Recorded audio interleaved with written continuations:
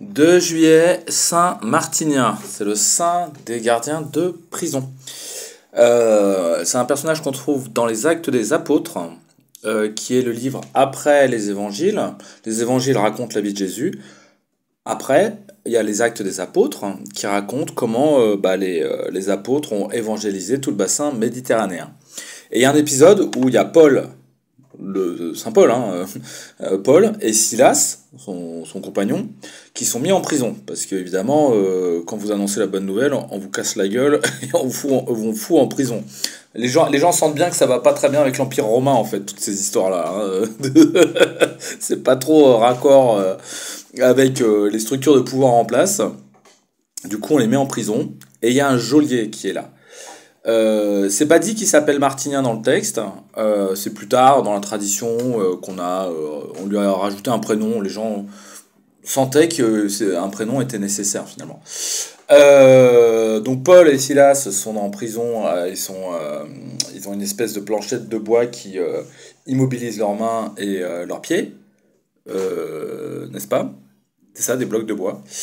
Et ils chantent en fait, ils font des prières, ils font des louanges, ils célèbrent la gloire de Dieu en pleine nuit dans la prison. Et les détenus les écoutent en disant mais waouh, waouh. Il y a un tremblement de terre, normal, il y a un gros tremblement de terre, toutes les portes s'ouvrent et les chaînes tombent de tous les détenus. Le geôlier se réveille, il dit mais qu'est-ce qui se passe? Oh là là, mais c'est terrible, toutes les portes sont ouvertes, j'ai failli à ma mission. Et il tombe sur Paul et Silas. Et le geôlier est tellement impressionné qu'il dit mais qu'est-ce que je dois faire pour être sauvé? Et Paul et Silas disent crois au Seigneur Jésus-Christ et tu seras sauvé toi et toute ta maison. Du coup le geôlier prend Paul et Silas et les ramène chez lui en fait pour les soigner et laver leurs plaies. Donc il y a une sorte de conversion de cœur effectivement d'un geôlier insensible qui fait son boulot, qui peut torturer à l'occasion, qui obéit au magistrat absolument, à quelqu'un qui devient chrétien et qui se met vraiment au service de l'autre, et plutôt que d'infliger des tortures, il soigne, n'est-ce pas? Alors, petite anecdote, Jean Ier transférera les cendres de Saint-Martinien et Processus à Saint-Pierre de Rome. Donc à Saint-Pierre-de-Rome, il y a les cendres de ces deux gardiens. Si c'est les bonnes cendres, on ne sait jamais, parce que tout ça est quand même très ancien. Mais ça permet de parler un petit peu, toutes ces histoires-là, des prisons. Parce que les prisons, effectivement, sont des lieux très particuliers, n'est-ce pas? Ça fait partie, je pense, des lieux les plus misérables de France. J'ai du mal à imaginer des endroits plus désagréables, quoi. Comme, je sais pas, un abattoir, par exemple, je sais pas. C'est une prison, c'est terrible. C'est aussi le signe d'un échec. L'échec de la société, c'est-à-dire, les gars, allez hop, on vous fout là-dedans, quoi. On vous fout là-dedans. Ce qui est intéressant, c'est que dans les prisons françaises, l'idée de réparation, effectivement, est complètement oubliée. Ce qui importe, c'est de punir. Il y a ce truc, je pense qu'il y a une rage de punir en France en ce moment. C'est aussi le Rassemblement National, c'est-à-dire le Rassemblement National arrive et dit « Je vais punir ». Et genre « Ah ouais, puni ». Voilà, venge-moi de ma vie de merde en attaquant d'autres personnes qui vont servir de bouc émissaire. Alors là, c'est pas tout à fait de bouc émissaire, puisqu'il s'agit de gens qui ont effectivement enfreint la loi. Mais, effectivement, il y a une rage de punir qui fait qu'ils sont pas bien traités. Et je sais qu'il y a beaucoup de gens qui disent ah oui, machin, ils sont au chaud, ils sont nourris, etc. Mais c'est misérable, c'est misérable. On te prive de ta liberté, on t'empêche de sortir. C'est un besoin primitif, effectivement, d'avoir de l'espace. Ils sont entassés de manière hallucinante. Il y a je sais pas combien d'ONG qui dénoncent cet état de fait, qui disent mais c'est inhumain en fait. Juste, c'est inhumain. C'est-à-dire que on va te punir, mais on va pas te réparer. C'est ça le problème.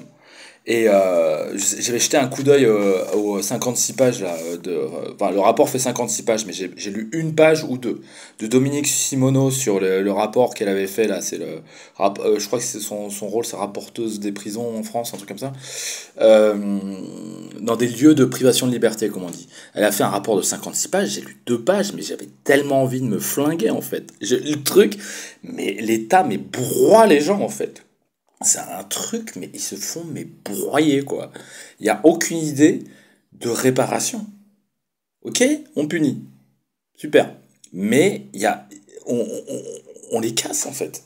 Et on les met, et on les casse parfois même physiquement, puisqu'effectivement, les prisons en France sont des lieux de suicide, des lieux de torture, hein, parce que vous pouvez vous faire tabasser comme rien. Depuis les ERIS, ERIS, qui sont des brigades de gardiens cagoulés qui peuvent vous casser la gueule. Il y a plusieurs détenus qui sont fait tabasser à mort.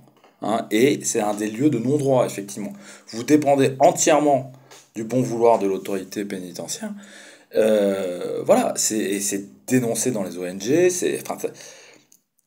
Où est l'humanité finalement? C'est juste des gens, on n'a pas envie de les avoir, on les fout de côté. Et pour moi, c'est pas si étonnant que ça qu'il y ait autant de radicalisation en prison, radicalisation musulmane, parce que qu'est-ce que tu as d'autre à faire? À part que de radicaliser. Qu'est-ce que tu peux faire d'autre de ta journée, à part te radicaliser? À part prier, qu'est-ce que tu veux faire en prison? Tu vois, soulever de la fonte, ouais, ok.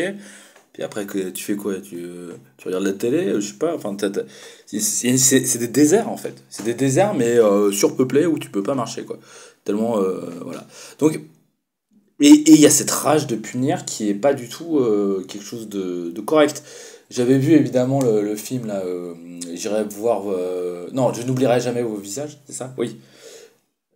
Qui effectivement parlait d'une certaine type de justice qui veut œuvrer à la réparation.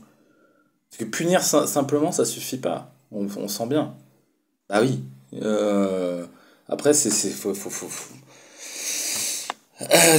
toujours Matthieu 25 aussi. Hein, souvenez-vous de Matthieu 25, quand le Christ dit: J'étais en prison et vous m'avez rendu visite.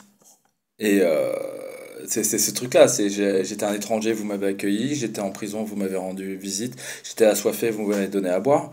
C'est ceux qui, effectivement, ont cette commisération, cette compassion et cette idée de service, finalement, envers ceux qui sont complètement laissés de côté, qui héritent du paradis d'une certaine manière et qui ne jugent pas justement parce que c'est ça la question du salut en prison. C'est pas une question enfin c'est des lieux où il n'y a pas de salut finalement, hein. Il y a de la punition mais il n'y a pas de salut.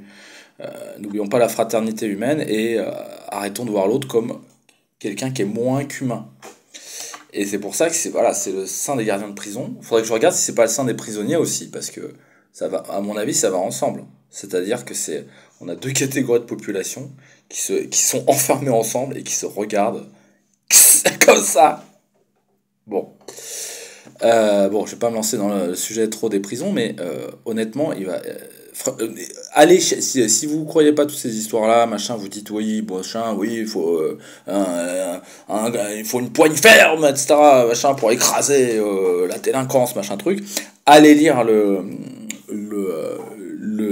document de la rapporteuse là, des lieux de privation de liberté, de Dominique Simoneau. C'est insupportable. C'est insupportable et c'est indigne. Mais ça, moi j'ai lu 2 pages, je ne pouvais plus continuer. C'est-à-dire que tout est à l'abandon, tout est sale, tout est laid, tout est dans l'abus de pouvoir, tout est dans le broyage des vies. Mais je veux dire, mais je sais pas, il y a une responsabilité quand même. Et voilà, donc Saint-Martinien va inspirer un peu les politiques carcérales parce que c'est moche. C'est moche. Et c'est pas, il n'y a pas que moi qui dis ça, c'est Amnesty, c'est toutes les ONG voient les prisons françaises et disent mais c'est dégueulasse et ça règle rien. Parce qu'il y a des taux de récidive de 15 milliards %, enfin, j'ai pas les chiffres, mais ça empire en fait. Ça empire et ça rempire. Voilà, donc Saint-Martinien, voilà, un coup de main là. Un coup de main, Saint-Martinien. Voilà, réparer et pas torturer, quoi. Saint-Martinien, priez pour nous. Saint-Martinien, apprenez-nous à vous aimer. Merci.